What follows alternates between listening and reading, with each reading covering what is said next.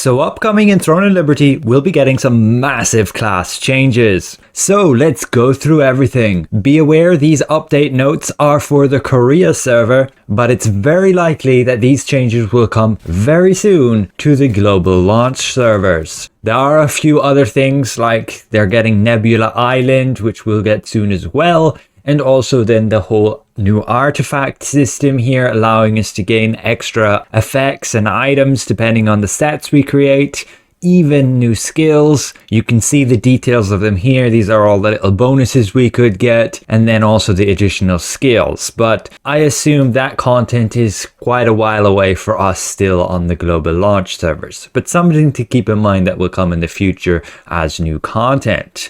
But let's get into all of the class changes, all of those weapon changes. We have a few notes from the devs here with the main goals to balance and adjust them to where the strength and play matches the party members and improves skills with low usability. You can see the rest here, but let's dive into the exact details and changes to these particular skills.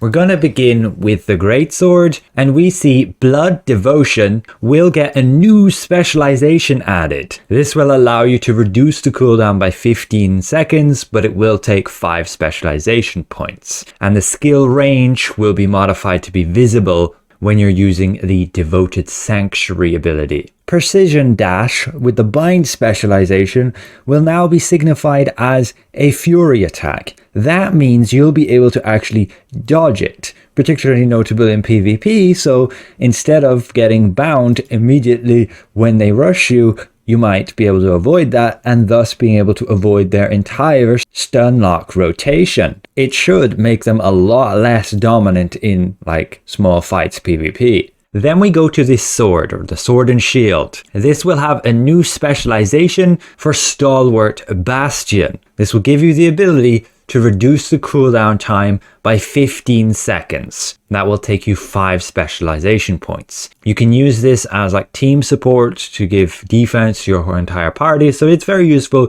to be able to use it a bit more often. Then we go to the Dagger, and this will get some changes to Vampiric Strike. So the base damage is being increased, with also the health recovery going up to 40% and the additional hit going up to 96%. The specialization boost goes even up to 20%. So you could get 60% of the damage you deal as health back just through this ability. I still don't see it being used very much, as it doesn't synergize that well with your other abilities. Be aware the values of those damage bonuses are at their maximum. The other ranks, you can see the changes for that here. Then your Frenzied Sword Dance ability. This will be getting a new specialization added so that you can gain area damage. So whenever you hit enemies, you will deal 60% of basic damage to all enemies within a 6-meter radius of the targets you hit. So it can be quite cool, dashing around multiple enemies and dealing a bunch of area damage to them and everybody around them. This will cost you 3 specialization points. Then the ability Knife Throwing. This will be getting a big improvement to the heal reduction effect at maximum all the way to 82.5%. That's pretty significant, and I would highly recommend using this in group PvP. Somebody just gets hit by one knife and your enemy healers will have a lot tougher time keeping those people alive. And you will find across a lot of these updates, they do seem to be focusing a bit more on that. Healers definitely will be losing quite a bit of effectiveness when that update comes, particularly in PvP. But now we go to the Longbow. 3 different power changes here. Healing Touch will now share a cooldown with Swift Healing from the wand. That's another healing nerf. You won't be able to use this and your Swift Healing. You're going to have to choose between the two. Then Purifying Touch has actually got a massive buff. It will now cleanse up to 20 stacks instead of just 1, meaning they've got like 20 stacks of weakened thunderclads from, say, the daggers, and you just use this and bam, all the stacks are gone. That's a huge buff for cleansing, but then a pretty massive nerf to Devoted Shield. This will now be reworked to only apply when you drop below 30% health. In its current state, it can apply at a chance whenever you receive the weaken effect, which is massive. You get this upgraded to max and it's going to be over 10% chance.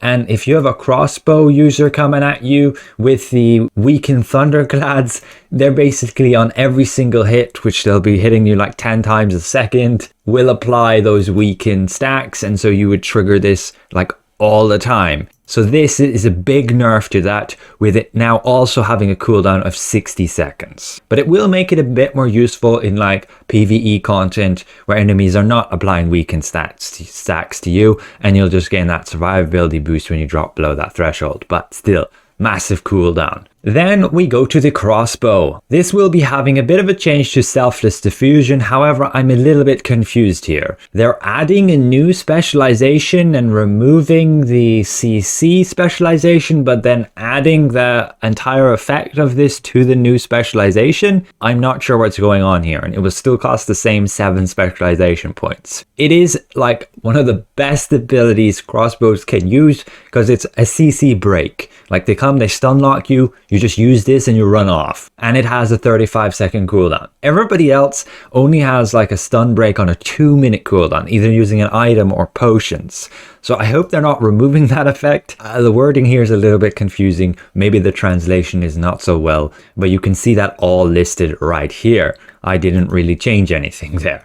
Then the explosive trap power, which is not really used that much, will be getting a pretty big boost. Its duration, it will now stick on the ground for 20 seconds, and you can get the specializations to add another 15 seconds to that. So you could place this trap and it will last on the ground for 45 seconds, and then you're near enough to the cooldown point where you can place it again. It can be somewhat useful in certain situations. And then multi-shot. This is actually a pretty neat boost to it. Whenever you use it, you'll basically reset the cooldown of Nimble Leap, at least one charge of it. But then we go to the staff. Some pretty big updates here. First of all, your focused firebombs will now have a chance to reduce the healing by 80% of your target. You will have to use the focused firebombs though. Again, another effect that's basically nerfing healers for PvP. Then you have the Inferno Wave. Your Frenzied Lightning Wave specialization will be adjusted to activate once by default, and then a second time when your targets are wet or frosted. Then they simply fixed an issue with Chain Lightning, so that specialization won't trigger the Mother Nature's protest from the crossbow. Then with your Ice Spear, they fixed an issue where it was only being applied briefly, and that the Bind specialization was ignoring defenses and resistances and just always applying no matter what. Then your Judgment Lightning, when you use that with the consecutive use specialization, it will now have an 80% chance to reduce shield block chance by 30% for 4 seconds. This is basically a nerf to tanks. You're stopping them from being able to shield block as much. Then your Infernal Meteor, they've just increased the raw damage of it when you max out the ability to 1110% plus 123 damage. The specialization Hellfire Range is also getting improved to 444% plus 49 damage. And the location will be adjusted to fall more towards the center.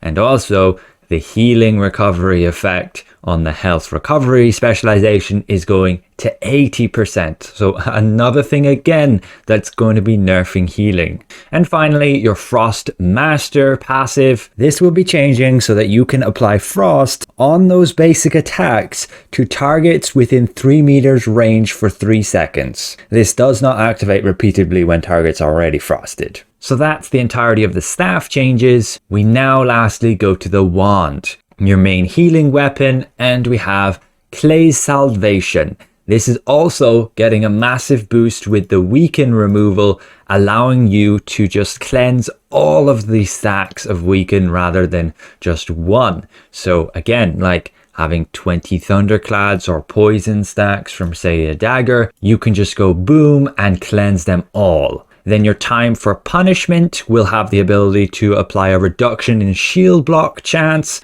when you add the burning time specialization. Another way you can break through tanks easier. Then Touch of Despair, they fixed an issue where the chance was being ignored and was always applied, and they adjusted it to ignore shield block chance when you're applying it. Then your Ray of Disaster actually got a pretty huge buff. If your target dies while you're using it, it will now switch to a new target, and then if you have the target's expanded feat, the range goes from just 5 meters to 10 meters. And then also the movement speed slowed specialization has gone up to a whopping 30%. So you're going to be able to have this on 3 targets, and if they die, it's going to swap targets. On top of removing their movement speed by 30%, it's kind of going to be a bit of a yikes going up against somebody with that effect. Personally, I hate my movement speed getting slowed.